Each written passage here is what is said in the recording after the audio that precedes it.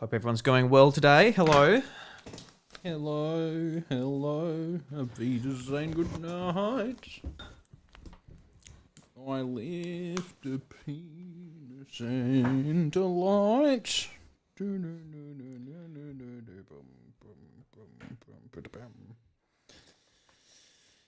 Oh.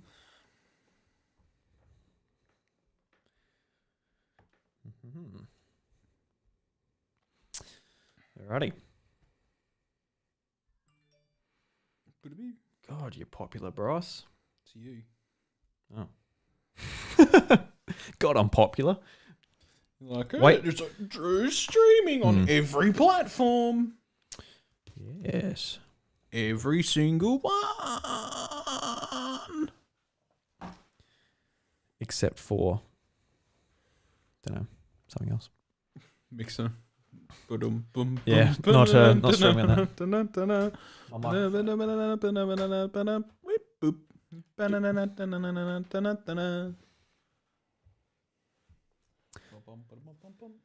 Alright. In frame, are you? So we can all see your head?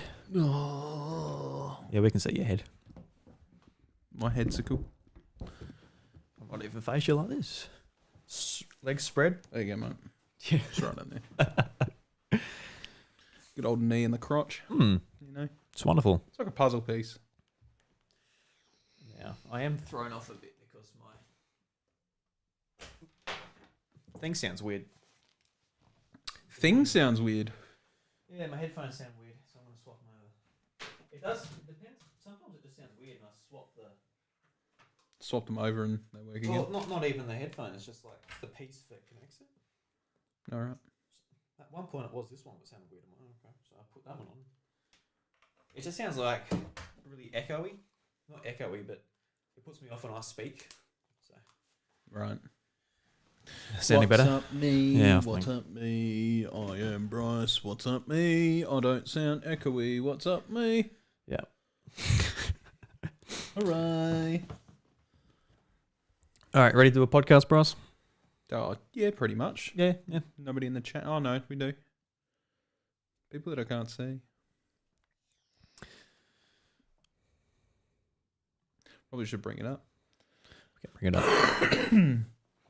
Just in case. Yes. See what people are saying, because we've got to... The screens are far away. We're sorry about that. Be up in a second.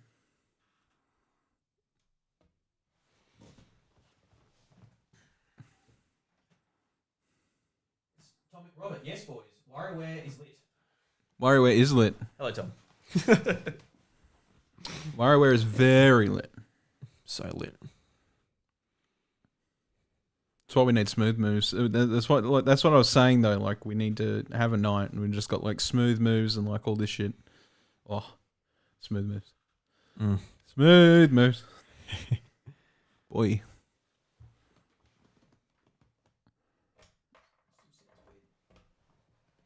Hello. See, that sounds better. I don't know. I'm just gonna go on Jack 3. There we go.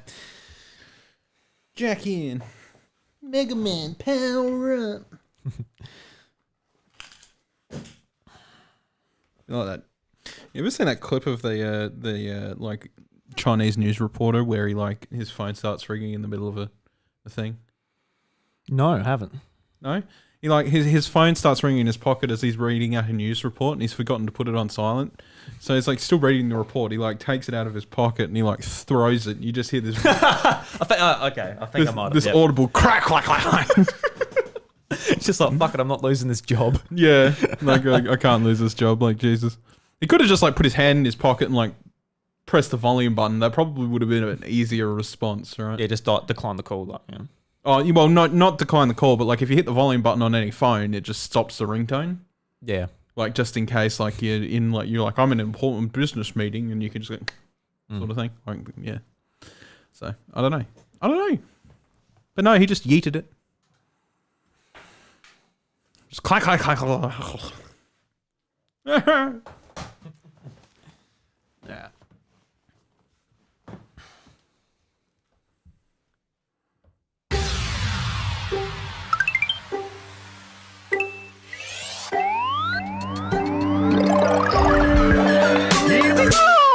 G'day everybody and welcome to the House of Mario, the South Australian Nintendo podcast that is backed by a 120 Power Star rating. I'm your host Drew Agnew and the doors to episode 105 are open. But I'm in the mood of saying 100 still. It's getting me, I've got to get used to saying 200.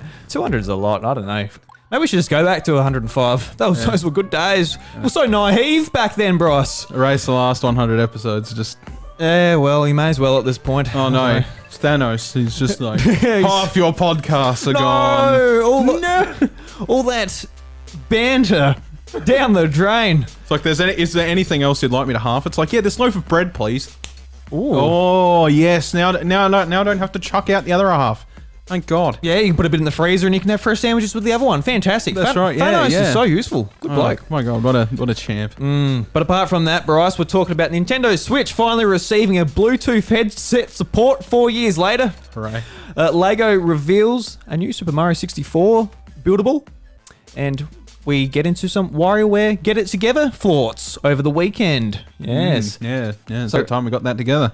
Yeah. Well, I don't think I'll ever get it together. Especially, next next year, having a kid now, I feel like I'm going to fall apart even more. I don't know when I'll get it together. Well, I mean, I don't know what you define as getting it together. I think like you're getting it together pretty alright. I mean, just my life. You know what I mean? You've got like a wife, you've got a kid on the way, you've got a house, like you've got like at least the very standard. I don't have the white picket fence though. No, but I'm sure that'd be easy enough to conjure. Yeah, I don't know. They're hard to get the builders at the moment. I mean, they sure are, but you could always just get one of them, like... Now, I was waiting for you to say put it up yourself. I'm like, no fucking Bryce, of course not. Anyway, Bryce, how you been? Yeah, headachy. Headachy? Awesome. I had got you some Advil before the podcast. You did, yeah. And a bit of nice little... Water? Oh, you gotta, oh, Jesus Christ. Delicious. No, I won't stand for that. So yeah, it's been pretty exciting with WarioWare coming out, and keen to get into it. So let's get into it. But before we do that, I just want to have my guru geek out and just paying tribute to our good friend Bobby Pauls. And Bryce, I've been watching a lot of Mr. Beast videos lately. Really? Yeah. Like I've always liked Jimmy Beast. Yeah, I've always enjoyed Jimmy's videos and just Jimmy Beast. Like apart from just like the content himself, where he's just like giving a lot of money away and just spreading what I would say is a lot of positive vibes. Yeah, he does. I just love like how dedicated he is and how much hard work he's put in and all that. Yeah. He's done a lot of crazy things, but he's also helped out like a fair few people. It's sort of yeah. I mean, he started a whole burger chain. That was kind of like crazy. Yeah, and I was looking into that last night. I'm like, how did you do it? And it's like, it's through like ghost kitchens and those sort of methods where basically a lot of kitchens in the States, if they're not being used or not being like 100% utilized, a lot of these smaller, I guess, companies can start up and just not actually have a physical restaurant, but just operate out of these restaurants. Yeah. So they're able to pop up. And I think overnight he popped up with like 300 locations across the States. I'm like, Jesus Christ, how'd you do that? That sounds mad. Yeah, bloody hell, yeah. But, and then he started popping up in England as well, and yeah, crazy. Yeah, so yeah, good on him. He's got 69 million subscribers. Yeah. I'm just curious to see like how long is it going to take to get to 100? Will he take over PewDiePie? All this stuff online. How many of those people? How many of those people that are subscribed to him are people that are just hoping to get like one of his eccentric prizes of like? Be a few, yeah. And that's a shame. It is a bit of a shame. People are just like, oh, just give me money, because as good a thing as he's doing, will it just encourage people like, yeah, just give me money? Like they just expect it. Please, bro, just give me the cash, bro. I'm going like, yeah. I mean, I think his content is good, so it's just sort of like, whatever. The fact that he started Team Trees and stuff like that as well, like, it's changing stuff, man. Changes the planet. Like, it's kind of like really important sort of work. That unfortunately, like, a lot of people look at something like that, they're like, I don't have the money for that. Yeah, I'm definitely one of those people. I don't have the money to start something like Team Trees. Like, no way.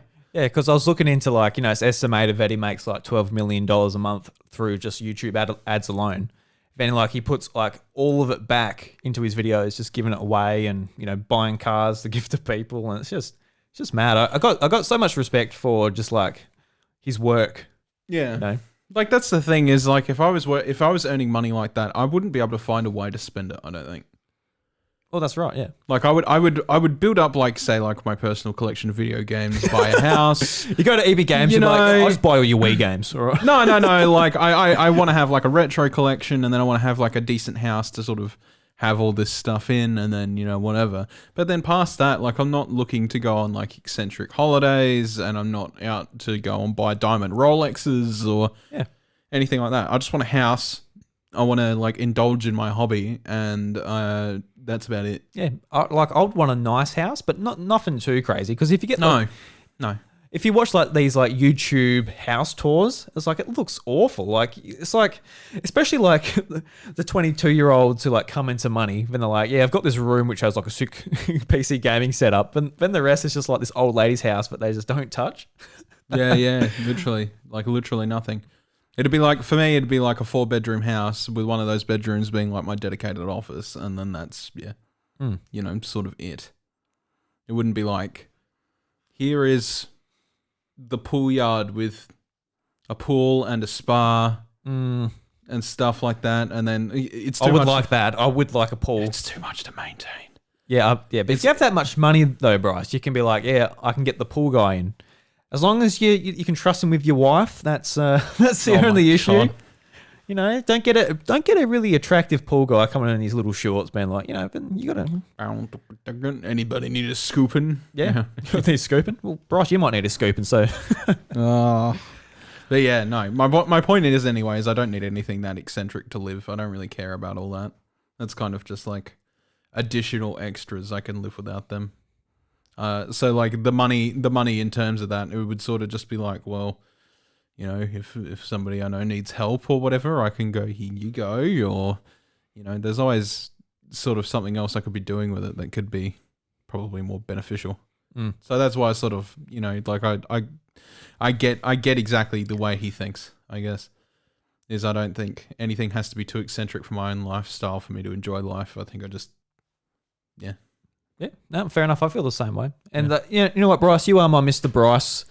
You're out there being like, hey, I can't give you $1,000, but you know, Chalky Oak, little milk drink. Yeah, it was chalky milk. Yeah. Life-changing drink. Chalky milk. Yeah, it makes you wonder, huh? All right, Bryce, let's talk about what we've been playing. And a lot of what we've been playing is WarioWare Get It Together.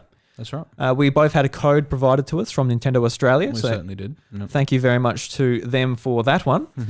And Bryce, what do you think of the game? WarioWare is a series we've been wanting on the Switch ever since the bloody thing launched in 2017. We've been wanting it. We're big fans of WarioWare Smooth Moves on the Wii that came out over 10 years ago at this point, which is a bit scary to think about. Yeah. Well over 10 years ago. Yeah, well, it came out 2007. Yeah, Jesus Christ. 2007. I wasn't even in high school yet. Years, yeah, that's right.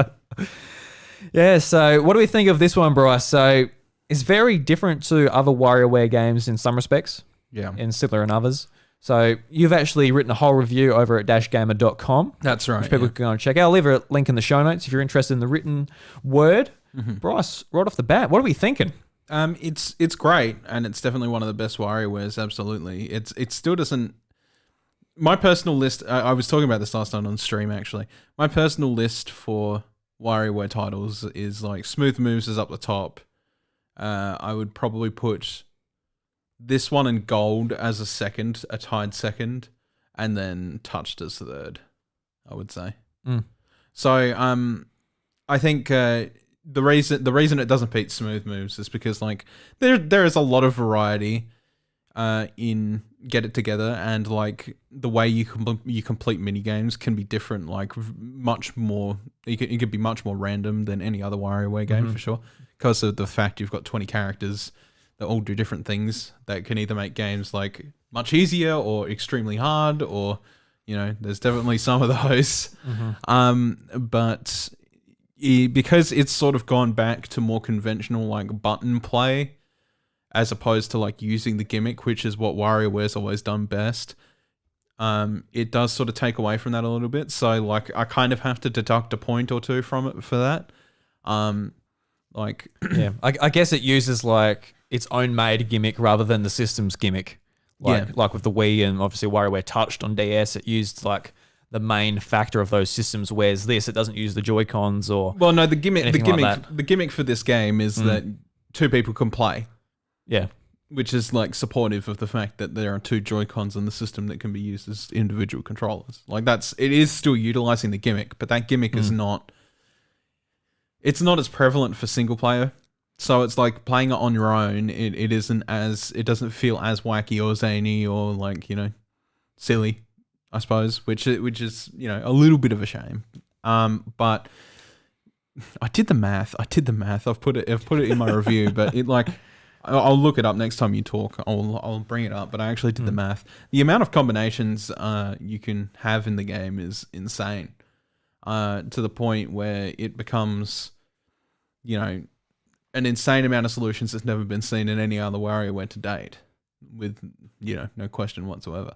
So I think like in terms of actual content, there is lots in WarioWare for a WarioWare title, absolutely.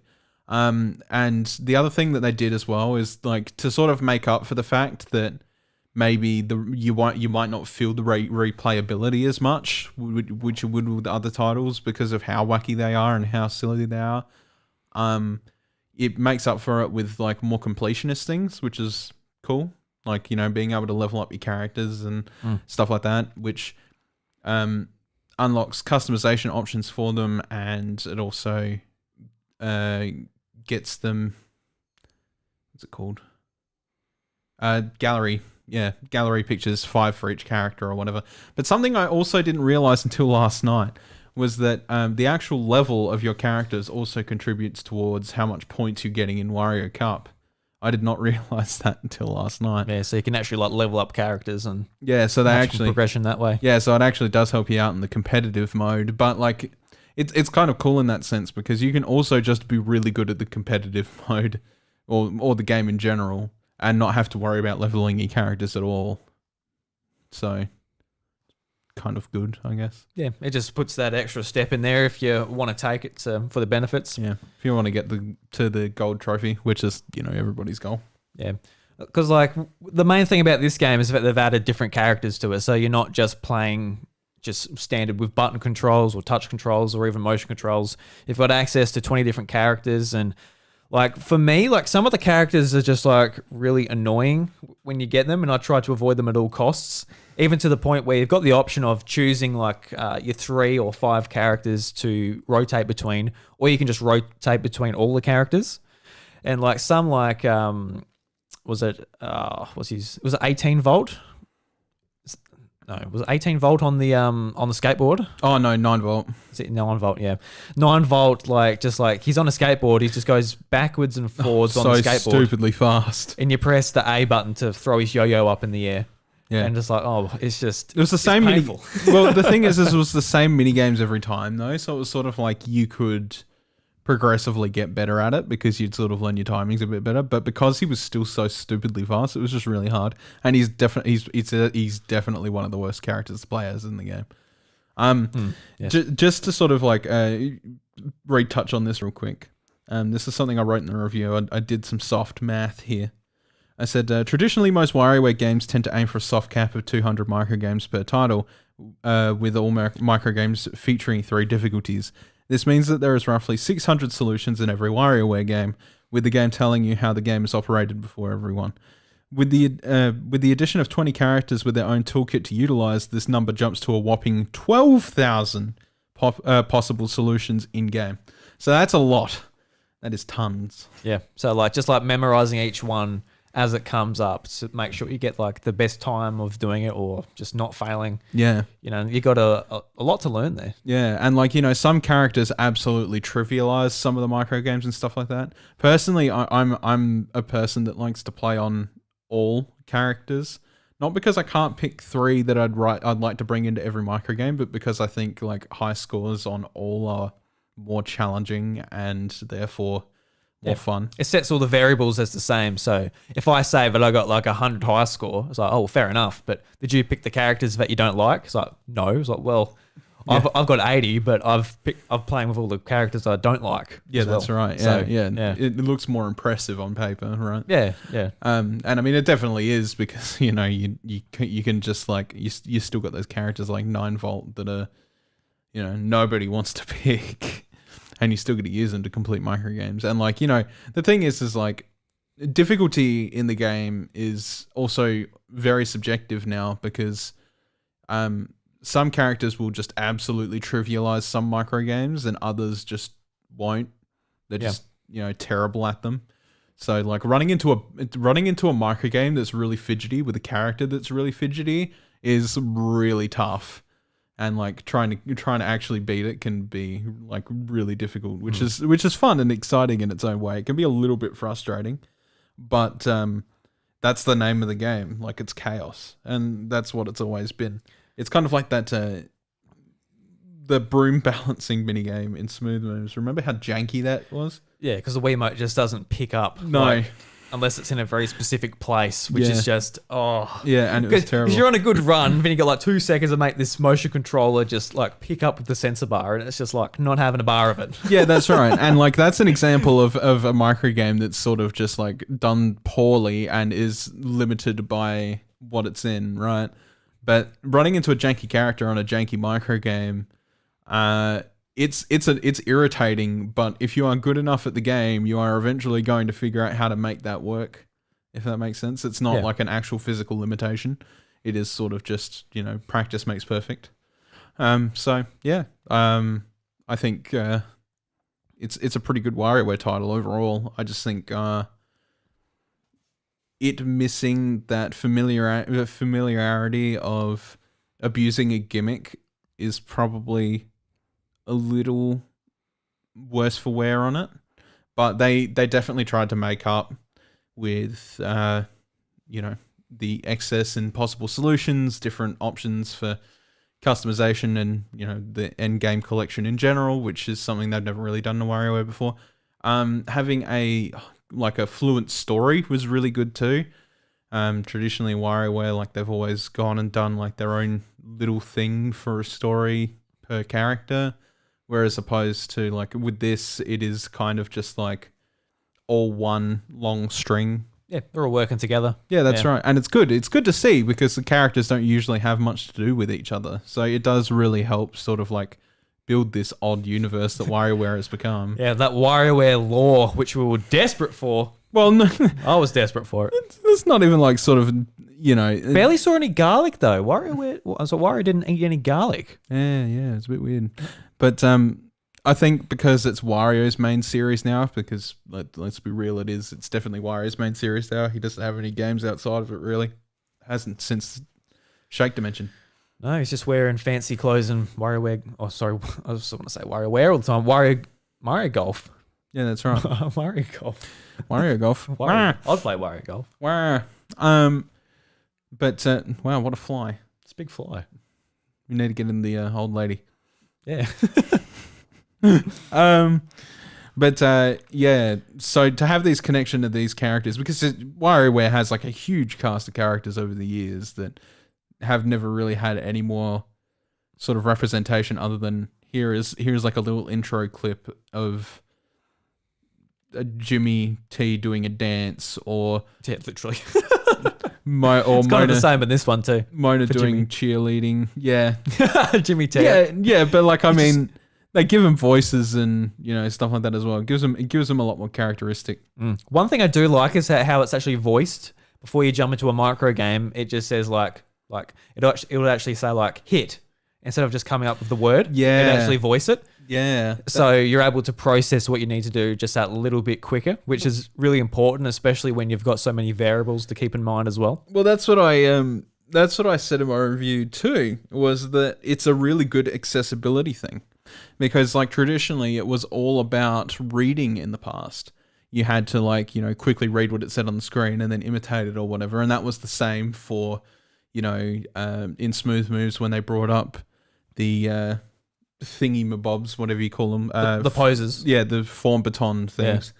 and like you would have to sort of like read into that and then sort of move on, whatever. But for people that can't read that quick, like whether it's because they're not good at reading, or if they have like, I guess like, I don't even really know what it would fall under, but there's definitely something for it, but they can't process that information. Yeah, just like a slower reader type of Yeah, thing. that's right. Yeah. But like it's really good for them because it actually gives you like straight up exactly what it wants you to do. And especially in a much more chaotic setting that is Get It Together, where you've got characters all over the board, right?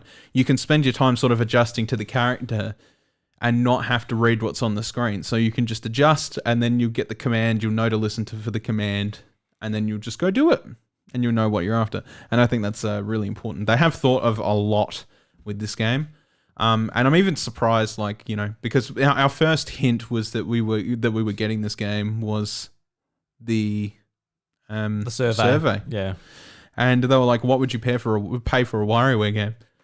And we're like, oh, we know it's coming. But it was just interesting to see that they would say that and then, put out the product that they have, which I would say is probably one of their more fleshed out titles, especially this year. When you consider like Mario Golf kind of being neither here nor there. And then that, I feel like... Yeah, it's definitely more fleshed out than Mario Golf. Like Mario Golf, we're sort of just expecting more and more. But, it's coming in free updates, supposedly. But, we got a little bit with an extra course and stuff. But as far as WarioWare goes, it's got a nice quick story mode, which has like a lot of replay value, which you can go back and just, try and make sure you play all the mini games to add to your, like, your Apedia. Playapedia or It's a whatever Playapedia, yeah. Like, just collecting things, and like the ranked mode I appreciate as well. Just being able to jump into like high scores and try to beat other people, and you actually earn there's like weekly challenges where you get those rewards you can claim after the week is over, which might keep us coming back, which is cool. But I've got to ask you one thing, Bryce. Have you played this game co-op? Because like personally I haven't, and that's the big hook of the game. That is something I would love to actually do. Like in my household, my wife, I'm not even going to get her to try and play it because she's not into games, and like stuff like Life is Strange and that we're playing together, but she's mainly just watching. Yeah, that's right. So I'm trying to ease her in, but stuff like this where it's super quick, where it's just like hit, she'll be like, oh my God, what the fuck? So it's not happening. But have you tried playing with your kids, with your partner? Oh, only briefly. Yeah, because we need to play together. I need big old Bryce to come over here and do some double teaming with me, I reckon. Yeah, yep. Yeah, and that is one thing I would like to see too. Like, obviously, no online play within this game. There's only the ranked mode where you can upload scores and that, but there's no actually, there's no way to actually play together. So that's one thing I'd like to see, especially with, we'll talk about it later, but Nintendo having an online subscription. They need to put as much stuff into that as possible to make it worth it. Yeah. Look, with WarioWare, I think I sort of have a little bit of an understanding. I think, let's be real, the Switch's online is not great as it is. No, never has been. So for something like WarioWare to work in that contextual, I feel like, there's a lot of moving parts in WarioWare. Definitely is. I'm not saying it's not possible, but I don't think it's like on my list of primary concerns for that game. It's kind of just like, at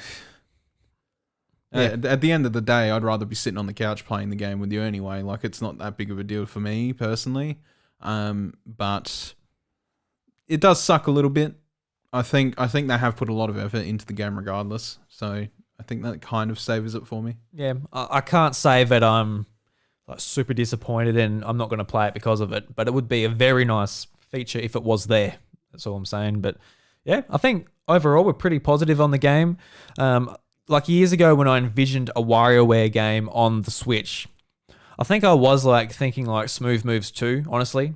Like with like the launch game 1-2 Switch where like you're waggling your bloody Joy-Con around and doing all that. I would have liked to see that sort of, I guess, more motion control game come to Switch. Yeah. But since the Switch Lite came out, Nintendo stepped back a lot from that type of approach to just their game design. Like with like what was it, Mario Party, Super Mario Party. That was like a big Joy-Con game, and now that's pretty much disappeared, especially in the upcoming Mario Party game. You know, the Joy-Cons are pretty much gone, and Nintendo's just focusing on, I guess, just playing in a handheld mode, which is good. Yeah. Because for the most part, that's what I want. But WarioWare, I definitely would have liked to see some more motion-based gameplay, but you can't judge this for what it's not. I definitely appreciate what they've done and just trying something different, and the amount of work that went into just so many characters is just pretty unreal. They didn't have to do that, because like if they go back to the more Game Boy Advance style where it is just like a D-pad and 2 buttons, it's a lot more basic to get those mini games to just function. Like the QA that would have went into so many characters would just be unreal with every mini micro game at every difficulty, and Jesus. So Yeah, that's right. definitely like the step they've taken. Yeah, I think it's in a good spot. I still want to see a Smooth Moves 2 though. Yeah, that'd be awesome. Like, let's be real. I think hopefully whatever they decide the next big gimmick is, that it sort of makes up for it or whatever. I even if it is just motion control again, something about motion control. Like motion control does make a lot of things fun, but especially WarioWare. I feel like it just sort of sits, because it's like, just thinking the form baton poses and stuff like that, man, mid game. That's what it was kind of nice with the character introductions mid game with this one as well. It was kind of like almost sort of the same feeling, but it's sort of, you know, it was a character introduction, so they would give you like a blurb about the character and what they do. Yeah. Give you like a little mini game to teach you what they do. You know, it was nice. So that's really cool. There were a couple of comments in chat there. I am like barely reading them. So first of all, I will make Bryce, what the fuck are you staring at by Wacko Jacko? I'm staring at you. I'm staring at your comment, trying to read exactly what it says. We can see in your bedroom you are trying to do a backflip, but you keep on landing on your head. Tom said before the show, WarioWare is lit, and then he said it's great, but the Jimmy T boss fight was a mess. And yes, it was. It was the rock climbing one. Oh God! I fucking hated that boss fight so much. I didn't hate it. I just actually I did it first go and didn't even think about it again. But it wasn't fun. Oh, but yeah, I failed it twice. Did you? I hated it. Yeah, it was terrible. It's inconsistent. Like, you don't know exactly where it's trying to lead you. He also said that Krieger and Jimmy T were by far his least favorite. I don't really know what collection was my least favorite, to be honest. Yeah, 9 Volt's definitely my favorite, just because it's always like the Nintendo-based retro micro games. I definitely love that. I guess I don't really want to spoil it necessarily, but just like his boss stage was pretty cool. Like the first time you see it. I think on repeat tries, it's just boring. Wait, which one did you say? 9 Volts 9 boss volts, stage. yeah. So basically, just not to spoil it 100%, but you basically run through a stage of a certain Super game. Nintendo game. Yeah. Which is like you could run through. Oh my God! Wow, I'm in this particular game. Then oh wow, you finish it and you do it again. Oh, it's just like you're kind of over it, but on repeat value. But yeah, but that's where like with different characters it becomes more difficult though. Yeah, like if you think of it, like I was on stream last night and I did one of them as the secret character at the end, the last character you get. You know exactly who I'm talking about. I had to do it with that character and I was just like, oh. True. Oh. That's true. Yeah, with like different characters, it just becomes a completely different sort of affair. Yeah, it does. Yeah, task to tackle. Yeah, and it's not as simple sometimes. Yeah. Like, for example, in the particular one that I got him on, I had Jamie and Delfino watching me at the time actually. And on this particular one where I got this particular character, I had to hit a switch in order to change the tracks for my thing, but I forgot that was a thing in that particular level. And I was like, oh crap. And because the character can't jump, I can't go anywhere. I'm like, oh no. Oh no, yeah. I'm like, okay, well, I guess I'm just dead. Yeah, you only get one shot to do that particular thing. It's like, damn it. But yeah. At first I was like, how? I'm like, how was I supposed to do that? I'm like, oh, great. Sucked, but oh. So I guess when it comes down to it, if someone hasn't played WarioWare before, they got no idea what it's all about. Like, is it worth jumping into the Switch version? Is it worth $70? What do you reckon? I think it's great. Listen, like, the main important takeaway from WarioWare is that it's a high score chasing game.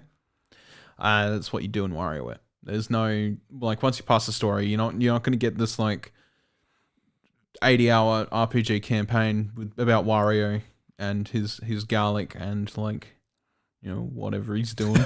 I would appreciate that though. Wah. Wah. I'm a Wario. Yeah. But you know, you'll get through it in a few hours, you know, give or take or whatever, and then after that, it's basically about sort of chasing score. And God, I can't even count how many hours we sunk into WarioWare Smooth Moves back in the day, right? Would have had to have been, yeah, you know, 80 plus. Don't try to guess, Bryce. You got no idea. If I had to guess, it's probably about 80 plus. Yeah, it was a lot. We played it a lot. Like we played it tons. We're like, oh, Bryce coming over and playing WarioWare, Guitar Hero, and Smash Brothers. That was like our Wii rotation when we were playing stuff. That's right. And there was no incentive to keep going other than chasing high scores.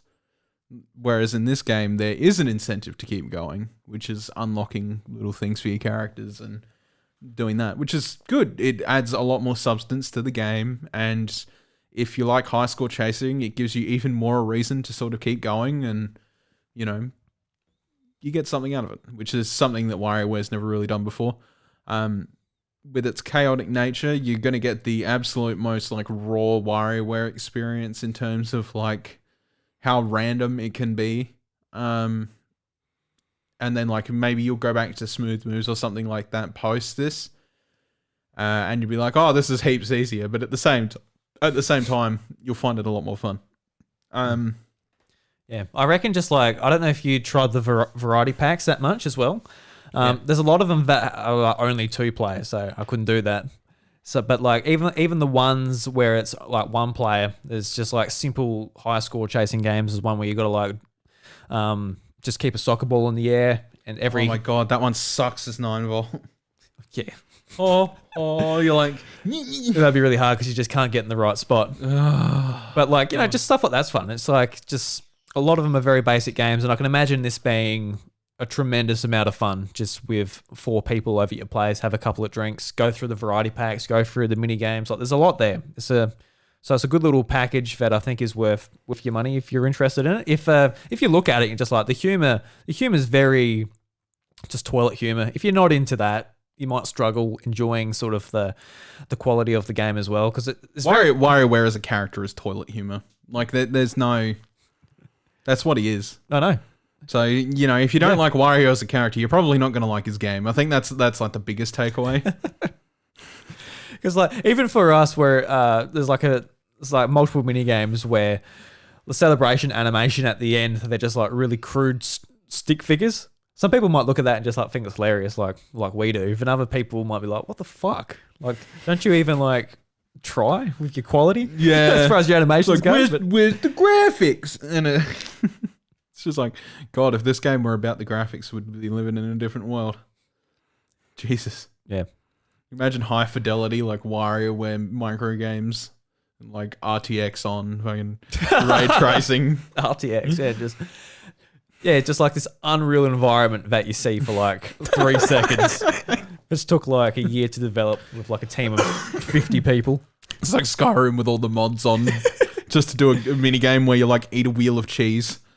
And then that's it. It's over. Every micro game takes up about 20 gig. Yeah. Have you noticed that there's one game? I've only come across, I don't know about you, but there's one performance issue that I found with the game so far, and it was in the first week's Wario Cup, and that was the butterfly mini game. Did you see that?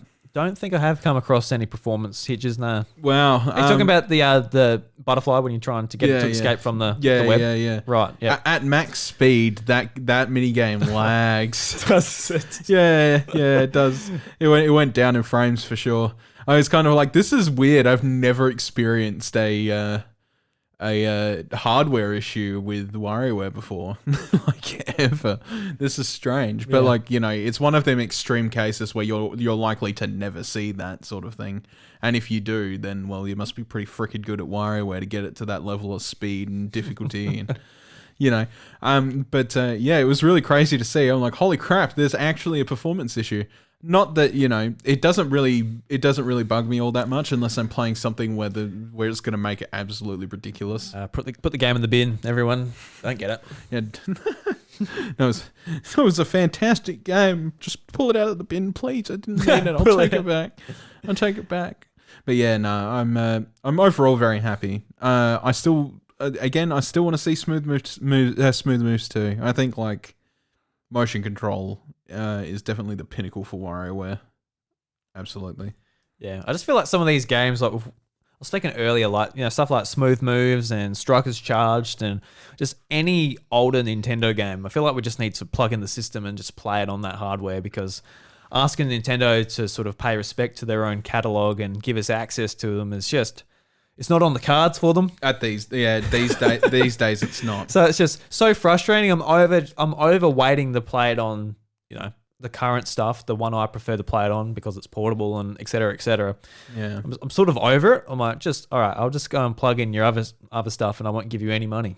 I don't know. Yeah, that's right. And I would gladly give them money for Smooth Moves. Again, give me Smooth Moves HD. I'll buy it. I'll actually buy it. Yeah, that's a good idea, actually, Nintendo. Keep that in mind. Smooth Moves HD. HD. Maybe add in some extra micro games and, you know, put it on the shelf. Like, I would actually buy that. I would absolutely would. But that being said, like, I've got access to all of those WarioWare titles. Hint, hint, nudge. But yeah. And that's yeah. So like we were talking about the other week, you do have to set up that night where I've just got that box there that we can just plug in and have a crack at it. I think it'd be good. Yeah. No secret around here. Bryce has a hacked Wii U. Put all the WarioWare games on it. Bloody. I do own make them us all. happy. I do own them all in some capacity. It's just nice to have them all in one place. Yeah. Yeah. And like, on the TV, especially in the case of like the Game Boy Advance game. Yeah, that's right. Like even touched, man. Like because of the Wii U, you can play touched. That's awesome. WarioWare touched it. I remember the mini game where like there's people walking across. This is like one of my first experiences to WarioWare. I think Jordan showed us when he had the game and we hadn't played the series before. And it's just these people walking over a tightrope, and it just says don't blow. So you just do nothing, but if you blow into the microphone, it's just like the funny thing. I don't know why that's so funny. It's just so simple and so dumb. But it's just and whenever we're like passing around someone's DS playing it, we get to that minigame, we always do it on purpose. We don't care if we're going to lose a life. It was just funny. It was funny, yeah. Just like the idea of like, you know, you can't make a sound or like brush the microphone or anything because that will count as a blow. Yeah. It's awesome. Just like moments like that where it happens so quick. You're like, what the fuck was that? And you're like, next minute you're on to another game. Yeah. So yeah, I'm looking forward to just keeping WarioWare as that sort of, you know, get home from work, can't be bothered starting a brand new game or getting into a big RPG or anything. It only takes seconds to get in, and you know, it's not hard to put down either. You know, it's not like a game of Mario Golf, like where you sort of like jump into it and then you feel obligated to finish the game. If you want to finish the game of WarioWare, you just put the controller down and walk away and you're done. And you can still collect your rewards and stuff like that. It's not a big deal sort of thing. Yeah, I agree. All right, anything else you want to say about the game before we move on? I think that's pretty much it. I thought it was a really good experience. I gave it a 8.5 out of 10. 8.5 out of 10? In my review, yeah. Yeah, it's not a perfect WarioWare, like I said, but it's definitely like... I hope that that's a really good score, though. Yeah, that is a good. It's a great score. The things I like about it is there's a lot more longevity in it. The things I don't like about it is the gimmick is not as wacky or fun, which is something that WarioWare does best. It utilizes its gimmicks to its absolute potential. So it is sort of a case of like, well, but there is a reason to keep playing it, which is something that no other WarioWare has sort of done effectively. So it's definitely one up. I think if you put those advancements in the series and then put Smooth Moves with it and just sort of melded them together, you'd have like a perfect WarioWare game. Yeah, that would be really good. Just having that, because I think just like the physical aspect of the Wii version was just that added to it so much. Like, you know, you see you trying to get the bloody broom to work, and it's just like not picking up, and you're just waggling it around, but you're moving closer to the TV, but you just like end up falling over onto your belly trying to get this fucking thing to work. Like, it's priceless to watch, let alone you're actually doing it. And yeah. But even just like the poses themselves, like, you know, the elephant and stuff like that, just the weird things it comes up with are just fantastic. Yeah, and that is sort of like what it is. But then, you know, having those unlockables in Get It Together would just add so much more reason to go back. Not that I don't need another reason to sort of go back to WarioWare. I still play Smooth Moves on and off today. But, you know, it gives me more of a reason to go back to it and do some completionist sort of stuff, and it like gives me more of a drive to do that, and I get to see some cool things like the concept arts and stuff like that you get in the gallery. Some of them are really good, really good. I was unlocking a few with the Delfino watching last night, and I was just like, oh, this is a really cute one of like 5-volt with baby 9-volt, and they're cuddling, and it was nice and very cute, very wholesome. It's really good. I'm like, oh, that's more to your WarioWare universe. That's nice. Yeah, it's beautiful. Yeah. All right. So I just want to talk about a couple more games I've been playing. I've actually been playing them on Xbox Game Pass, so don't shoot me out there, Nintendo fans. But one of them is on Switch, Art of Rally. This really cool car rally game with like an isometric view. I jumped into it and I was like, you know, I don't know about you, Bryce, but those games are like really difficult to control. Like, you know, very finicky. Getting isometric car games definitely are. Yeah, getting like the drift right, all of that. So I was playing for about 20 minutes. I'm like, I don't know. I'm really kind of sucking at this, so I might jump out of it. But then I noticed it has a free play mode where you're actually able to drive around the worlds just at your own pace, do what you want. There's collectibles to collect. So I'm a sucker for collectibles, just going around making sure I get everything.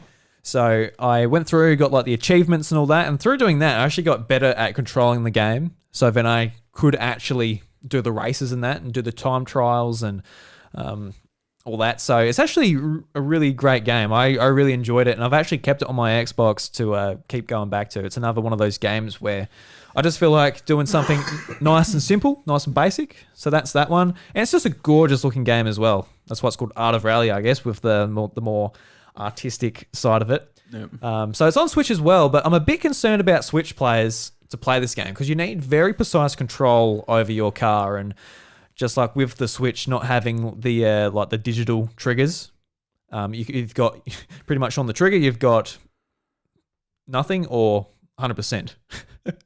So when you're coming up to a corner, like on like a normal controller, you like let off the gas a bit, you put on the brake a little bit, you get that drift around. But it'll be a lot more finicky on Switch. So I'm not sure how that works. I know like Trials, the 2D motorbike game, that had a lot of problems on Switch as well because you just don't have that control. Yeah, which you need, yeah. Because just like you need to like just like get over this little hump. But if you press the trigger, you're going to go vroom. Just like hit your head and go back to the start of the level. I think in that game in particular, they did introduce controls with the second stick where you could sort of control your like acceleration via that. So Art of Rally, it could have something like that. I don't think it would though. But that is something to keep in mind if that game does interest you on Switch. I think it'd be a great handheld game. It's just that control, which I think would be a bit harder. And the other game, which I absolutely love, I don't throw this term around at all on the podcast. I don't think I've said it at all this year, but this is one of the top games I've played this year, which is probably in contention for Game of the Year. Absolutely loved it. So it's The Artful Escape. It's by a team called Beethoven and Dinosaurs in Melbourne, here in Australia. Mm-hmm. And it's just like an absolute tremendous game in all aspects. It's got an awesome story. The art and music is fantastic. It's basically about this guy who's living in a small town in America. He's feeling very sort of stuck because his uncle was a legendary folk guitarist. And he feels like he has to fill his uncle's shoes. In that respect, his uncle passed away, and his whole sort of town wants him to take place and make him feel better that his uncle's passed away. But he doesn't want that. He wants to become an awesome rock musician, and he's sort of, battling with himself that he wants to be this, but everyone else wants him to be this, and he ends up getting picked up by an alien. He goes into an intergalactic journey with multiple musicians and people throughout the universe.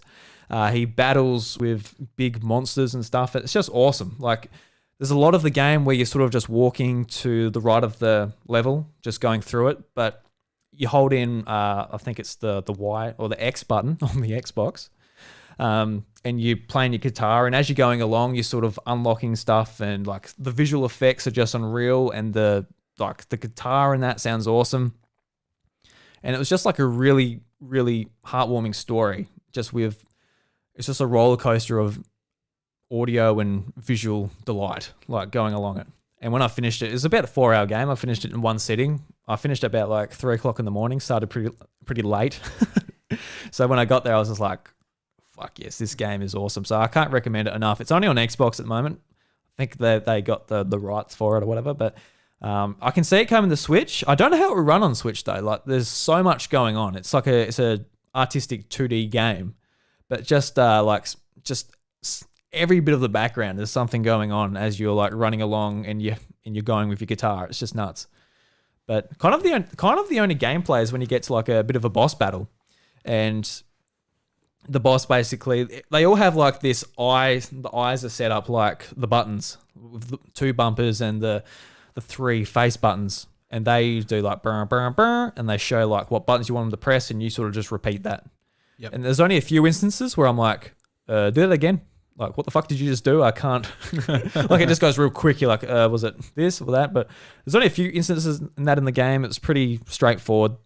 So, yeah, it's not like a big challenge or anything. It's not like what you're playing Guitar Hero or a big rhythm game where you're doing like whole songs or whatever. It's just sort of interacting with the bosses and that sort of musical button input. But absolutely awesome game. Anyone with Game Pass, please check it out. It's on Steam as well. Yep. But I know it's not a Switch game at the moment, but definitely wanted to I just wanted to talk about it. It's so good. Yeah. So good. I can't say anything better about it. 10 out of 10. Beautiful. Awesome. That's good, man. Yeah. I reckon you should play it. You should play it, Bros. I'll give it a crank. Yeah. Support a nice Australian studio. Yeah. Yeah. Yeah, it'd be good. When you were talking just then, I was using my big brain and whipped out my iPhone camera to zoom in on the very far away chat to have a look at it. And Wacko Jacko actually said, Drew, are you going to go and get Cruisin'? Oh, yeah, Cruisin' Blast. I was thinking about it, but it's $60 Australian. I'm like, nah. Here's the thing. I'm actually interested in Cruisin' for one very particular reason. And that is because I played a lot of Cruisin' USA as a kid.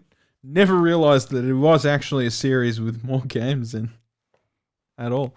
So I'm curious to see how Cruisin' Blasted sort of fit. I played Cruisin' USA heaps as a kid. Like when, even before I had an N64.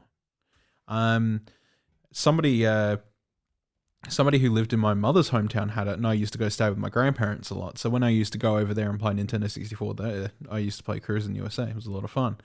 So I was kind of like, cool. You know, I'm like, I really like this game. Yeah. And then when I heard this, when I saw Cruisin' Blast, I'm like, no. I'm like, that's the same font that they use. I'm like, have I just missed something? And now just looking back at it, you know, there's actually been like between Cruisin' USA and Cruisin' Blast, there's been 4 other games that I never realized were a thing. So you got Cruisin' World, Cruisin' Exotica, Cruisin' Velocity, and just Cruisin'. Yeah, it looks like fun. Like, I saw people posting about it on Twitter and just showing like the landmass and that just like drastically changing as like you're going over jumps and stuff. It really reminds me of Excite Truck. Excite Truck, yeah. Yeah, just like, you know, you go over a jump and it just... remember those days. Putting music on the friggin' SD card. Yeah, that was such a big thing on the Wii, wasn't it? It's just like, wow, I could play Avenged Sevenfold while doing it. Excite Truck. But it definitely had my attention, but I went to the eShop. I'm like, it's definitely a game that I'll pick up on sale. I don't know. I've got so much to play just on Switch as it is, let alone Game Pass, let alone stuff coming out on PS5. Yeah, I'm just... much. I'm overwhelmed at the moment. I've been overwhelmed for years. Yeah, no joke. I'm overwhelmed to the point where I'm just like, yeah, tell you what, I've got time to buy it. I don't have time to play it. You have bought 2 copies of Persona. Yeah, Two copies of Persona 5. He hasn't made it past the first hour. yeah, not wrong. I didn't even put Royal in. Look, I bought those games knowing full well. I'm like, you know what? I love what you're doing. I'm at least going to support it. I'm not going to just sit around and be like, I'll buy it one day. I at least bought it. Yeah, you need to play through Royal. I know I do. I still need to finish Royal. I still haven't done it yet either. But like, I mean, there's no point going back to the first one. You might as well just play Royal, right? Oh, there's so many RPGs I want to play. It's just, I want to play them all, but they're all so long, and I can't even get through one just because of my... But like, that's the thing, you say that, and I've called you out on this before, but then you look at your like time in Pokemon fucking Sword and Shield, and it's like, 200 plus hours. Yeah, I know, but Pokemon's it's just my comfort food. I'm able to just sit there and play it. That's my thing with Pokemon. I love Pokemon. I sit there and play it. Whereas with, I guess, a newer RPG, I sort of, turn it on. I'm learning new things. And I guess, unfortunately, maybe the hooks just aren't grabbing me enough. I don't know. Yeah, I mean, I don't think the I don't know, man. I'm just trying to tell you my feelings. Don't tell me I'm wrong. I'm just trying I'm not. I'm playing devil's advocate. I think you'd easily be able to fall into Persona 5 just fine because it does carry a lot of like. I think I will too. Not even just like RPG etiquette, but like, typings feel the same as well. Having too much vape there, mate. Jesus Christ. No, it wasn't that at all. I have a very icky throat at the moment. I don't know what it is. It's the water you had. It's not the vape. No. I don't know what it is. I think it's just the weather and stuff like that playing havoc. It's a nice day today. The pollen is out. Yeah. Could be that. Yeah, that's right. I think like hitting a super effective hit, is like a big deal in Persona because it knocks the enemies down and sort of sets you up for other things. There's actually not that many new systems to learn. It's kind of just like, you get through it, and like the story is definitely compelling enough to sort of keep you going along. But yeah, like I'm definitely guilty of doing the same thing, obviously. But recently I've been really, really trying to sort of push myself out of that hole. I went and finished Ratchet and Clank 2016, and then I went and finished Rift Apart. I've started playing through Spider-Man, and I'm about halfway through the story, I think, and then I'll sort of move on to Miles Morales. All on PlayStation, sort of, by the way, just because I've sort of got the new console in the house. I'm like, all right, I've really actually got to sort of justify me. You're allowed to play the PlayStation, Bryce. Don't you worry about that. No, like I got to justify this purchase, right? Like, well, of course, that's why you bought it, man. To play games. Holy shit, yeah, that's right. So it's like I've definitely got to get into it. So I did, and there's other stuff I want to get and play, like obviously Arise. Deathloop has been coming up to great reviews. Though I'm not sure I'm really that invested. I kind of looked at it. I'm like, oh yeah, it looks like, that sort of like Bioshock Infinite / like Dishonored / whatever sort of first person game. I'm like, oh yeah, it looks pretty cool. But I'm not sure I'm 100% invested in it yet. Especially with the way people have been reacting to it on PC. I know that it's got like 10 out of 10s across the board most places, but people on Steam are fucking mad about it. Yeah, doesn't the DRM sort of affect its performance? Denuvo has always affected performance of many games. It is like the worst DRM out there. It is absolutely shocking, yet developers continue to use it. But at the same time, there's a line. Like a lot of people are starting to get really angry with it, and instead of having like positive reviews on Steam, like where it is everywhere else, it's actually down to the mixed review category. So it's sort of a case of like, if people with RTX cards and stuff like that, like top of the line cards, they're not able to run the game because Denuvo is playing havoc with it. So a lot of these people are literally saying in the comments, they're just like, all right, well, I'll just refund for now, and if it's not fixed by the time, by the time by the time the pirated version comes out, I'm just gonna play it pirated. A lot of people are they're that mad about it. They're like, this is ridiculous. Yeah, well, if it doesn't work, that is very frustrating. Any product I buy, I want it to work as well. Yeah, because I actually bought Tales of Arise. I've been playing that. Yeah, I really want to play that game. It's I've only played like the first hour before I went to bed that night, but I'm like, yeah, it's really good. Like the story's setting up really nicely. The game's beautiful. Like the combat's fun. I've been wanting that game since it announced. I did too. I want to get onto it. It was at the PlayStation Showcase. I went, whoa, that Tales game looks good. Yeah, that Tales game looks dope as hell. Yeah, and I saw on Twitter that they Bandai Namco came out and like announced that it sold 1 million copies in the first day, which is the fastest selling Tales game. So, well, yeah, well done to that and team. deservedly, look at how friggin' beautiful it looks. Mm. Like, beyond belief. Beyond belief. Beyond belief. Like, if you look at anime games in general, like anime games, they're very set in their ways, right?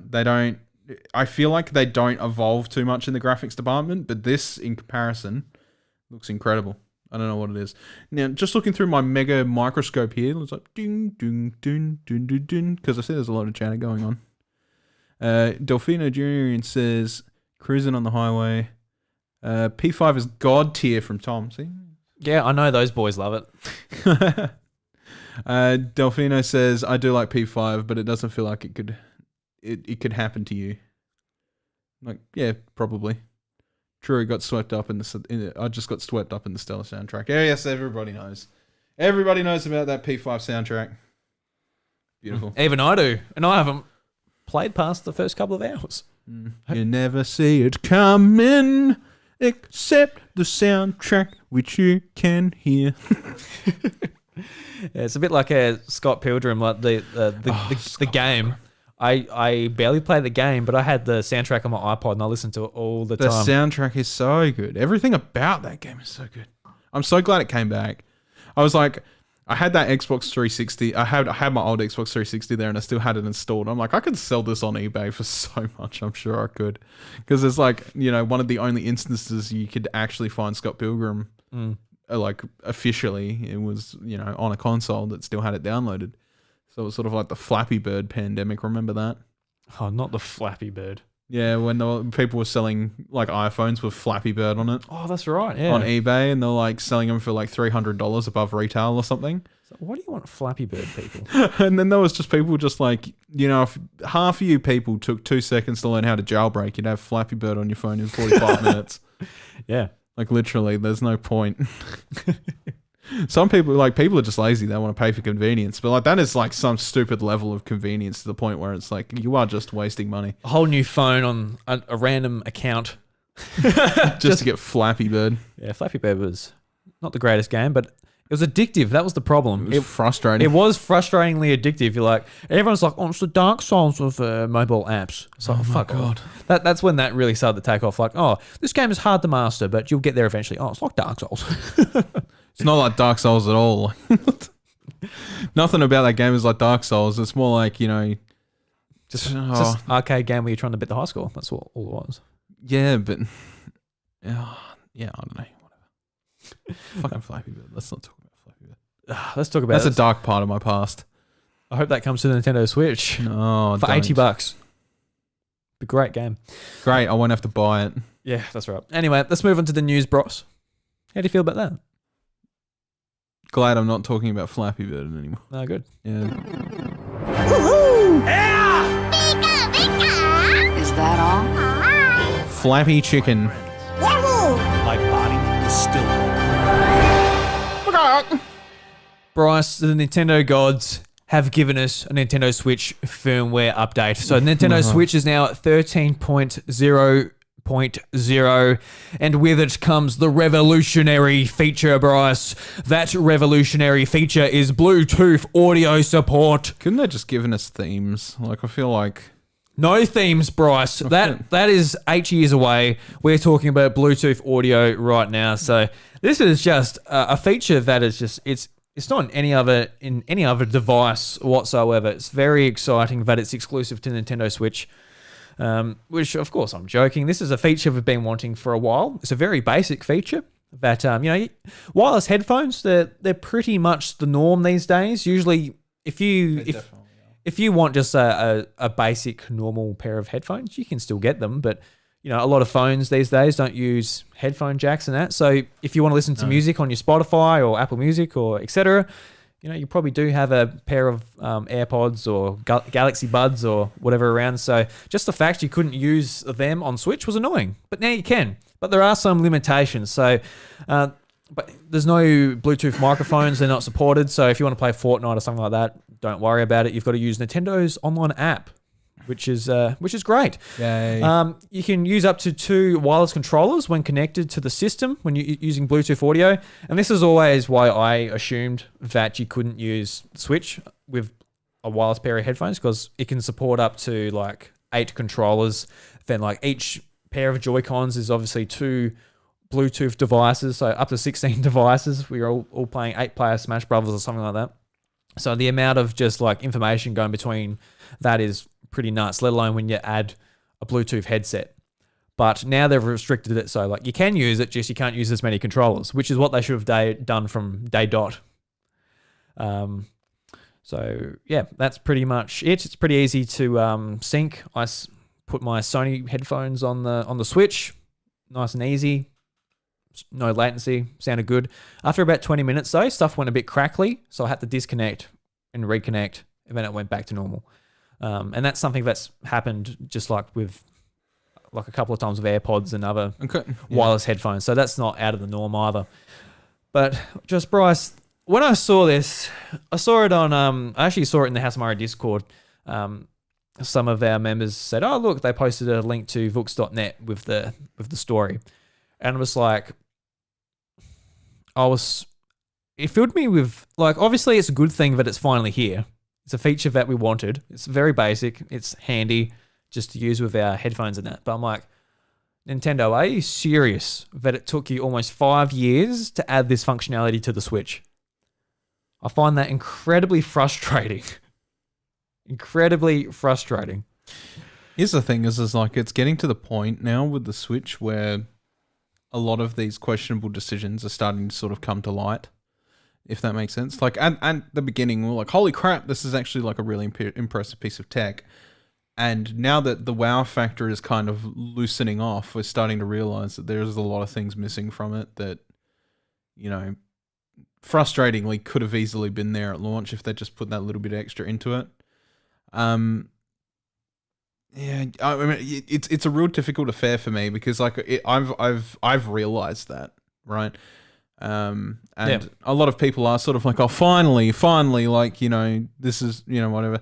And, you know, I'm not being like a stalwart Nintendo defender here, but at the same time, I'm kind of just like, the Switch is old now. It's kind of past that point where I don't even think I care about a feature like this for the console anymore. I think I'm just over it. I'm past it. We've got the OLED coming out soon. And by the time that comes out, it's been nearly 5 years. And the OLED will probably fix all these crackling problems and stuff like that because it'll probably have a better Bluetooth controller in it, right? They've been using the same... I mean, that would be nice. I don't know if it will. I reckon it will. Yeah, I hope so. Like the fact they've added a LAN cable, they're actually like actively thinking about online connection, stability. That'd be a good thing to update that as well. Well, that's the thing is like the wireless controllers they've been using for years and years and years, like they wouldn't be in production anymore. They would have had to consider moving into an upgraded version of their wireless controller. So, you know, Wi-Fi will probably be a little bit more stable. Bluetooth will probably be a bit more stable, but because these things are not necessarily seen by the general consumer of the Switch as an important thing, they won't talk about it, and it won't actually happen until it sort of comes out. So a lot of these problems probably will be rectified by the OLED's like internals, and it is sort of disappointing to see that. Obviously, you know, they could have had this feature in at launch, and it would have just made more sense, but Nintendo being the company that they are, they're kind of just like, we want to believe that couch gaming is still a thing and everybody sits on the couch and plays video games together and that's no different for the Switch sort of thing. And they kind of just like, and the solo player experience is something that only happens every now and then, which we absolutely know is not true. A lot of people play solo on the Switch. A lot of people want to play multiplayer on the Switch, whether it be Mario Kart or Splatoon or whatever. And they want this functionality so that they're more effectively able to play with their friends, etc., etc. So it is for me, like I care that it took long enough for them to realize that people actually give a shit about it, but I think it's just far too late for me to care at all. I never put headphones on my Switch anymore. I just don't bother. Yeah, I mean, I always do. Like with my Sony ones, I always made the effort to go and find the wire to go and plug them in because, like, you know, sound to me is pretty important when I am playing a video game. If I'm just like playing a round of Smash Brothers where I'm very familiar with the sounds and stuff, it doesn't matter so much. But like, you know, with WarioWare, if I'm playing it for the first time, for example, I wanted to plug it in to make sure I could hear it, to make, just see the differences. Like if I just played it with the volume off, I wouldn't have noticed, like, oh, they actually say the mini game when you go into it and stuff. But yeah, for me, like, you know, it's great it's there, but I'm just like, are you serious? It's just like this amount of time after just a social media post being like, hey, there's a new update. It includes Bluetooth audio. I'm like, this thing we've been asking for forever. It's just so basic, so standard. It's just, especially these days, yeah. Just, it's one of those things. I was very, very frustrated, but it's here. It's here. So it's only been cool. Wireless earphones have only been standardized post Switch launch, though. Yeah. So, you know, it is something that, like, I don't think that they 100% anticipated was going to be that important to people.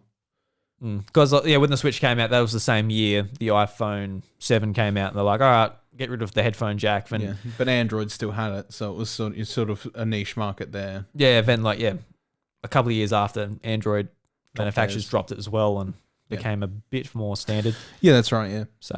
So I think, like, I think it is just sort of more or less a case of they underestimated how high the demand would actually be for this type of thing, especially now that wireless headphones, despite even, you know, like you can get really cheap basic ones that are just kind of arse trash, but I mean, they still work, right?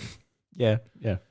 So arse trash. That's right. I wouldn't put arse trash in my ears. I know that. You know, no matter how cheap I get it, $30 or $40 for wireless earbuds that, you know, do Bluetooth audio. Yeah. Right.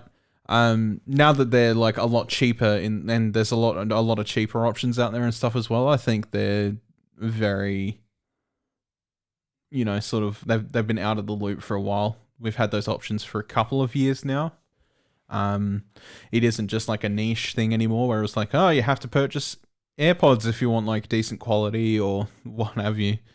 Yeah. There's more accessible price ranges to jump in at. 100%, and yeah. And I mean, like, I can't, I'm playing devil's advocate here, but I can't lie. I use my AirPods a lot. And I haven't used earphones or whatever for my phone in a ridiculously long time before I had my AirPods. So, yeah, they made a big change in how I do things. Yeah, absolutely. They're great. Like with me, I can now listen to podcasts and music and that while I'm working. Like, you know, like at high school, I'd have the iPod and I put like the wire down my shirt and into my pocket. Yeah. And like, you know, for my job, I can't do that. I can listen to music and that. I just can't have my phone dangling from my hip. That's right. So yeah, I absolutely love it. So I've been a big believer in wireless headphones for a while. So it's glad Nintendo's on board as well. Good on them. Look at you, Mr. Fandangle here. Just like, oh, I can't do it at my job. No fan dangling around here. Nothing dangling from me. Just the AirPods in. You get my point. So yeah, like it's definitely a thing that's adopting and sort of going into the future, and it's just something that needs to be done. Cool. Oh, well, congratulations, Nintendo. We're there. We got the support. Yeah, fucking good on them. Bad time you did it. Good on them. All right, so the next story is from My Nintendo News. Damon X Machina producer confirms Damon X Machina 2 is in development. Damon Ox. So this Damon X Machina wasn't a game I played past the demo. That year was absolutely crazy. I think 2019 it came out. It was just nuts. Like so much stuff was coming out. You know, Luigi's Mansion 3. I can't remember anything else from there actually, but anyway, it was just like a nuts year. I remember we had the conversation, Bryce, where we were just like, you know, we can't cover this. We're not that interested in it anyway. And, you know, our wallet is hurting this year. So there's way too much sort of coming out. Yeah. I'm surprised that there's been a demand enough for them to make a sequel though, because I never hear anybody talking about the game. Yeah. I'll just read the articles for a bit more context. So the Damon X Machina second anniversary stream happened earlier today, and during the event, the game's producer, Mr. Takuda confirmed that he and the team are busy working on the sequel.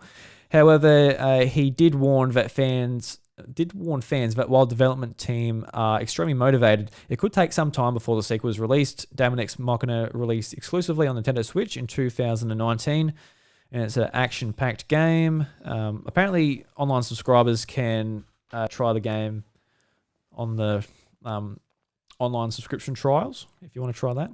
So anyway, basically like a soft announcement that it's going into development. But yeah, don't expect to play it anytime soon. Bryce, will you try the sequel? That's another thing too. That's the main thing I wanted to actually discuss. Will Nintendo publish it again? Because I don't think so. The game softly went to Steam, like not that long after launch. So I don't think that. Yeah, I don't know if Nintendo will publish it again. I don't know if it really got any buzz. No one really talked about it. We didn't talk about it. Other shows or I guess Switch content creators didn't really talk about it. It sort of just went under the radar and just stayed with its, I guess, niche fan base. Yeah. All right. So this is another sort of interesting bit, but only if you live in Europe. So Nintendo Switch, it got a bit of a slight price reduction in Europe. It went from £280 to £260. So got a Pretty good price drop. a few pounds off. Apparently, it's because of the sort of the price of the euro over there and the pounds. So don't expect it in the States or Australia or anywhere else. It's just strange. Over there, the Switch OLED model will retail for €310. So it seems like a pretty big price difference over there. Yeah, it does. I mean, over here, it's like it's a decent price difference. I think it's $70. But yeah, anyway, interesting to know if you're over there and you want to check it out. All right, so this one's cool. Someone actually asked me about it, so we'll see what my thoughts are on this. But the Lego is bringing back Super Mario 64 in a bricktastic way. So Lego announced that there's a brand new Super Mario 64 set. They did a bit of a tease the other week where it is a big question block made out of Lego, and it opens up into little dioramas of notable. This was really dope. Yeah, little notable levels from Super Mario 64. So one being Peach's Castle, the other one being Bob-omb Battlefield. And what am I looking at over here? What's this one? Actually, don't know what that one is. The name escapes me. I can't even recognize it, to be honest. It's the snow. It's the snow one. Oh, it's the snow level. Yeah, I've got the name of it now. I did love the level though. The one where you pick up the penguin and you chuck him off the edge. I keep thinking of the Banjo-Kazooie, snow level name. I can't get it out of my head. Same error. Yeah. Anyway, so it's releasing October 1st, and you can get it for $289 Australian dollars. Bryce, are you getting this Lego set? No. Yeah, I'm not either. I think it's really, really, really cool, and I think it would definitely be a cool product to own. But like all branded Lego products, they're all stupidly expensive, and it's not something that I can sort of keep around my kids. Yeah, they'll eat it. Yeah, which is oh well. So I'm keen to watch YouTube videos and stuff on it, watch people build it. Yeah. But I think the thing what would get me is just like a big replica of Peach's Castle. Not just like a little one, like a part of the diorama on this, but actually like a full-blown Peach's Castle, full of detail, one you can interact with and stuff. That's the one I'd buy, just to have like on display, just like this big Peach's Castle. Yeah. But as far as this one, because it leaked, I just heard rumors that there's like a Super Mario 64 set. I'm like, you're fucking kidding. But just having each little bit so small, I'm like, it doesn't quite pique my interest to buy it. But it looks awesome still. Yeah. Last week, Bryce, we talked about the Pokemon Evolutions episodes coming out on YouTube from the Pokemon Company. And the first one released, titled The Champion, all about the Galar region and its champion, Leon. Did you get to watch this? I did. You did? Yeah. So it's just like, it is what we hoped it wouldn't be, I guess. Just with, it's only like a 6-minute video. It's not a 20-minute full-length episode or a movie or anything like that. It's just very much a YouTube special. But it's one of those things. It's awesome to watch. It's over in a flash, and it's just such a tease for what could be as far as an actual Pokemon anime based more closely to the games and the characters within them. It bugs me because they keep doing this, and they see that there's an obvious demand for it, but they don't capitalize on it. Yeah, They just keep making more of these because they're like, oh, that'll reel them in again. And I'm kind of like, yeah, but you know what would reel us in even more is if we actually had more of a connective experience here. Yeah, even if they just did fucking adventures and started making adventures as a series. I think like even that is more closely tied to the games in its own respect, I think. Yeah, I would absolutely love that, but it's not to be. We can't think about it too much, but they're just, I guess they are fun little videos to watch on your subscription feed on YouTube when you're on the toilet or something.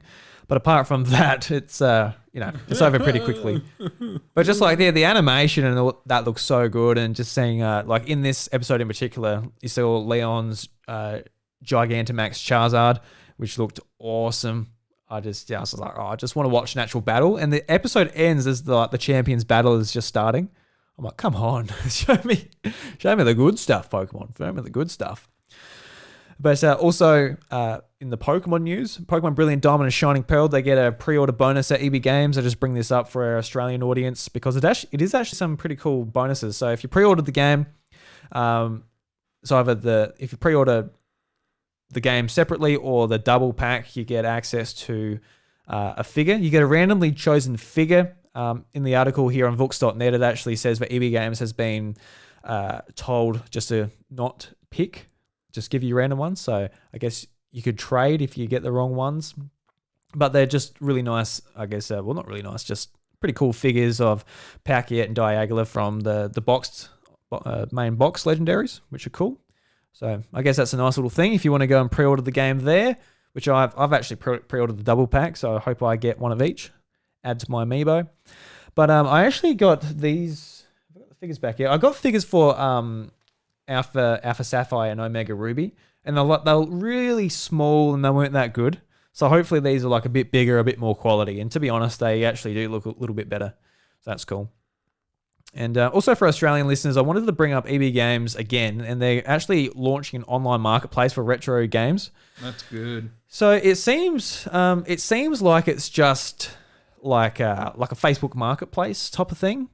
I don't know if they're actually going to be like buying and selling retro products, but just from here on Vooks.net, I'll read the article. So EB Games will soon launch a brand new website, an online marketplace for retro games, trading cards, and other pop culture items. Press Start reports Zing's marketplace will allow you to list whatever you want to sell, and they take their cut, and hopefully everyone is happy. The site isn't 100% ready yet, but it is live. There doesn't seem to be any other listings so far. Apart from like Pokemon cards and stuff. So yeah, it seems interesting. I'm always on the lookout for like retro games and like especially DS and 3DS games. Those are the platforms I like to collect for. So hopefully we see like some more stuff like that in the Australian sort of retro scene. And I don't know how much this is going to take off necessarily, but it might be cool. Because like Facebook Marketplace, just like locally, there's not a whole lot. No. There's a little bit, but it's not like... And Facebook awesome. Buy, Swap and Sell is not the optimal place to try and sell anything. Like, unless you're maybe in a city where there's a lot more people sort of... Yeah, it's a little bit harder involved. for like rural Australia. Rural is extremely difficult to try and sell anything locally. Mm. Yeah. All right. And also, talking about Pokemon again. Actually, this is just a reminder for Pokemon Go Community Day, which is this weekend, and the featured Pokemon is Oshawott. What day? It's Sunday.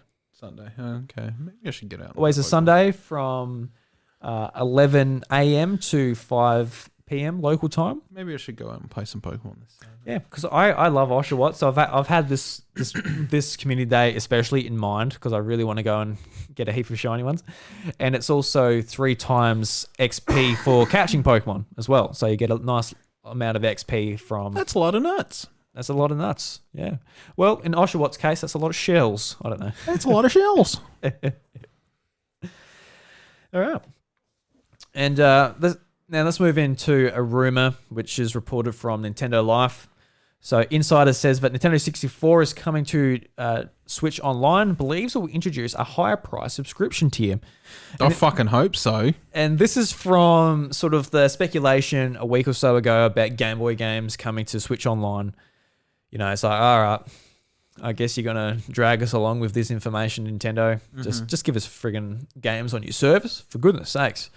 So let's get into it. So this is from Nintendo Life, and the article reads, a few weeks ago, a known insider, Nate Drake, revealed on his podcast how Game Boy and Game Boy Color games would supposedly be coming to Nintendo Switch Online service in the near future.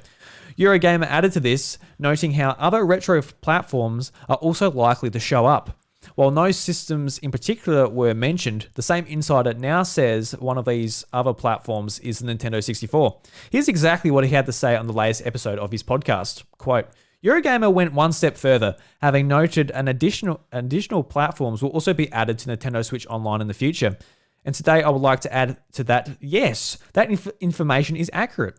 And one of the other platforms that will be coming to Nintendo Switch Online in the future is the revolutionary Nintendo 64, end quote. While the rest of the discussion about Nintendo 64 coming to Nintendo Switch Online, for the most part, is speculative, Nate seems to think Nintendo will use this generation of games to introduce a new Nintendo Switch price tier, online price tier. In other words, you could expect to pay more to access these games. Roughly estimate to make memberships more around 5 to 15 USD more per year. Quote, what I'm going to propose is that when Nintendo 64 games come to Nintendo Switch Online, it's going to come with a higher price tier, a premium version of Nintendo Switch Online, if you will.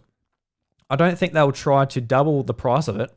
It would come in at $30 a year. $35 would be the ceiling. Any more than that, I think Nintendo would be really pushing things, end quote. Further speculation from Insider and his co-host MVG touches on the elephant in the room, being Rare's library of games, e.g. GoldenEye, etc.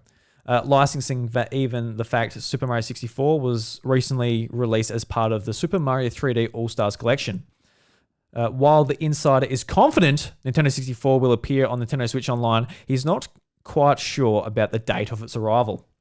Quote, I would give a very realistic probability that it happens in the current physical year, but that's a guess.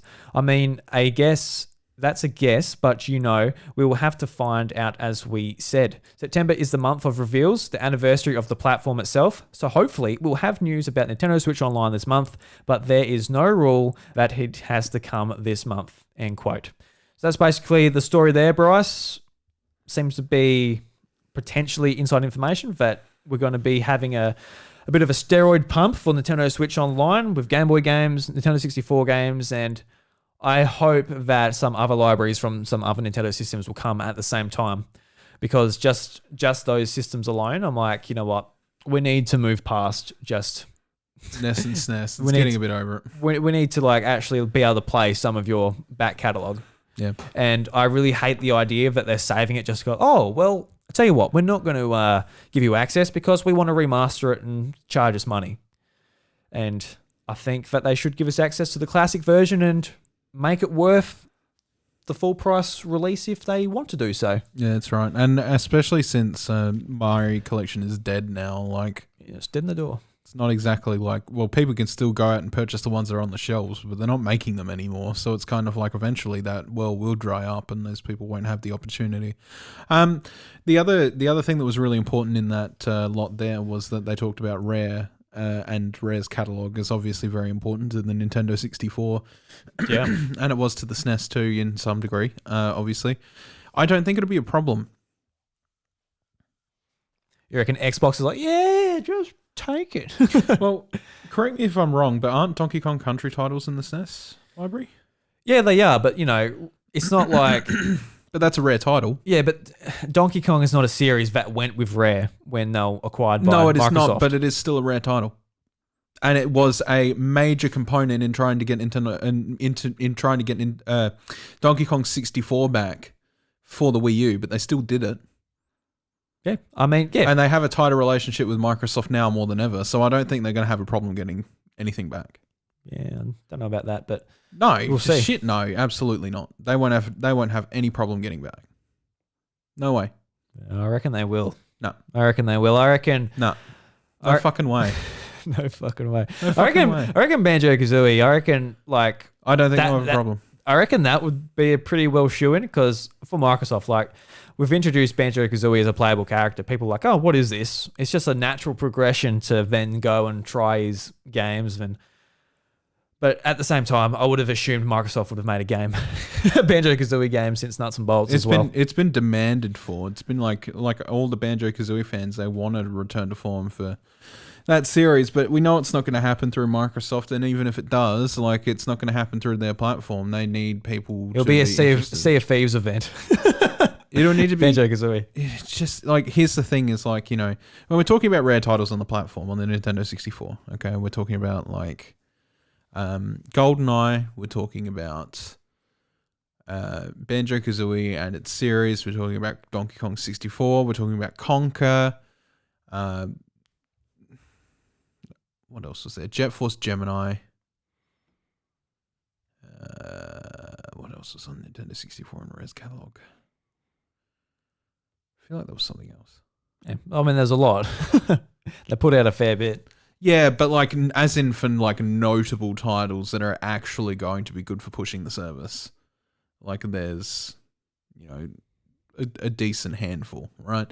But like, obviously Donkey Kong, I don't think they'll have a problem with. It won't be too much of a problem to get that back. I mean, they've got Donkey Kong. That's not an issue. Yes, but it's a rare title, and that was the issue that was plaguing trying to get it back for Virtual Console in the first place. They actually had to talk it out because a lot of properties that were made for Donkey Kong 64 were rare properties, not Nintendo properties.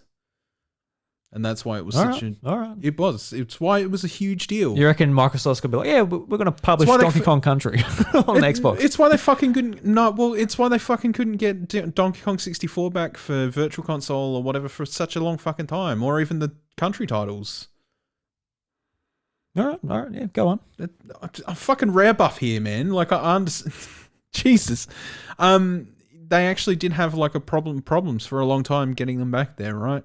But at the same time, like, what other option do you have going forward? They put out, obviously it was in a limbo for Donkey Kong. There was no question about that because Nintendo owns Donkey Kong. Rare owns fucking all those games that they made. Fucking iffy sort of fucking situation. Get that fucking old lady in here to swallow that fly. It's fucking a massive fly. It's a fucking massive. It's attacking brass. I just hit it, so hopefully it stays down. So it was in limbo there, legality limbo. There was not. It was really fucking difficult to sort that out. But obviously, it was basically like one has to give up, and eventually Microsoft are like, oh yeah, whatever, we're not going to be able to use him anyway, so it's not whatever. So then that pushed on, whatever. But like in terms of like Banjo-Kazooie and stuff like that, they've obviously got Banjo and Smash Bros. Now. I honestly don't think it'll be that much of a problem. They've got Cuphead DLC for Smash Brothers sort of sitting in there and stuff like that, like Microsoft properties that were, prevalent back then. Don't think it'll be a problem. They put it in there. It's more marketing for Microsoft, whatever. Conker, I'm not too sure about. Conker will be a bit of an issue. They actually just put it out Live and Reloaded as a free game the other month. I've still got a physical copy of that game. I went and bought a physical copy of that game. Just because I was like, ooh, interesting. So I bought a physical copy of that game. I'm not sure that will ever escape its hole. I think that will always sort of stay in a ditch. Conker's kind of just... It was at the end of the 64's life anyway. It was kind of just like there for almost controversy's sake for what it was worth. Yeah, because like I guess with like Nintendo 64, they've got like their like must-play titles, the one everyone talks about. Yep. That it'd be interesting, like with the other systems that they have on Switch Online, where it's like, hey, here's this random game a lot of people haven't heard about. Like, okay, will they do that with 64? Where it's just like, because the bad games on the 64 stand out a lot more just because of them being in 3D at the time. Yeah. So where we get like just awful 3D games just put out, it's like, just put Ocarina of Time out, for goodness sakes, just give us that. Yeah, but we just get, I don't know, big old Bert's backflipping bungaroo. Get Glover. Yeah, boy. yeah, no, just stuff like that. Fucking blower. The other primary cause for concern, I think, is probably GoldenEye. Everybody's going to friggin' want GoldenEye on there, but that's its own legality limbo because it's a James Bond property. So they've got to actually like... Yeah, that's a very tricky one. That's a very tricky one, and I don't think they'd ever pull that back. But like that being said, like I know that Rare was very important to the library, but there were plenty of games that weren't Rare that were just as good for that library. Yeah, I mean, Like even I would fucking love to see them. Like this is a game that like hardly anybody I know has ever played, but Mischief Makers. oh yeah. Such a good game. It's a brilliant game. And I really do just want them to sort of have like a way to play that game, just so I could be like, go play Mischief Makers. It's fun. It's a game about grabbing and throwing and shaking things. It's great. Yeah, even just like simple stuff like Demolition Derby and that as well. I'd love to see that come back. Monster Truck Madness. Damn. Wave Race. Yeah, and with the other games, how you can play sort of co-op and pass the controller online and do 2-player. It's like imagine being able to do online Mario Kart 64 battle mode as well. Yeah, that's right. Yeah. It's a lot of like I'd appreciate that. neat little things like that. Pokemon Stadium and playing mini games online would be fun. Yeah. That'd be cool. Like there's just like a whole lot of good things on the Nintendo 64. Like I understand like it was definitely a loser that generation in comparison to what it had to compete with PlayStation 1. But Yeah, it got smashed by the Sega CD. No. there's a lot of good games there, and like Rare did make up a good portion of its base, but not the most portion. I feel like Nintendo 64 is one of those things where not everybody played a game that you'd played. And I think that's what that was actually a quote. I can't remember from who it was, but it was like a content creator. Whereas like, most people on the PlayStation had games that they could all relate to each other. So like Siphon Filter or, Final Fantasy VII or Gran Turismo or like what have you. But Nintendo 64, like you did have those like interstellar titles like Mario 64, Ocarina of Time, whatever. But then you also had weird stuff like Tetrisphere, Cruisin' USA, which we talked about earlier, Mischief Makers. There was like a lot of oddities in there that not everybody played. So it was sort of like, be interesting. Yeah, it's definitely a lot of like hidden gems in there, which a lot of people don't talk about. And oh, hell yeah. But are hard to get because there weren't many produced because it's only on cartridge and stuff like that. So that's right, yeah, I would appreciate that. And I know that like Game Boy games as well, I'd love to see that. But as far as like Game Boy games go, I'd love to see them go one step further. Game Boy Advance, that would be the system that I would be pretty excited to actually be able to play on Switch as well. Yeah. And obviously like GameCube games as well. That'd be great. Yeah. I'm not sure how lucky we're going to be to get GameCube games on there because I'll find a way to squeeze their money out of that. But well, that's the thing. If they do add even one of these platforms, it'll be like they'll save another one for next year for the next like hype cycle, which I talked about last week. It's just exhausting. Just make your service good. Give us the game so we can keep interacting with your platform and yeah, that's right. Let us move on. Yeah, please. All right, Bros. That brings us to the end of the news. How you feel about that, Bros? That was news. That was. That was news. That was news. It was news to you, news to me, news to the person listening. Oh my god, yeah. You're so right. Let's move into the House Mario Red Coin recommendations for the week and head on off. All right, cool. Sounds good. So the first one is WarioWare Get It Together. We talked a lot about this, but it's now on Nintendo eShop, $70 Australian. Enjoy your life.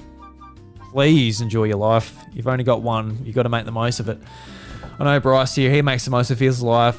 He's got a good family, 2 kids, a dog. How many cats you got now, Bryce? 3. 3 fucking cats. God, he's making the most of his life. And he talked about WarioWare on the show, so fantastic. Next one is Sonic Colors Ultimate.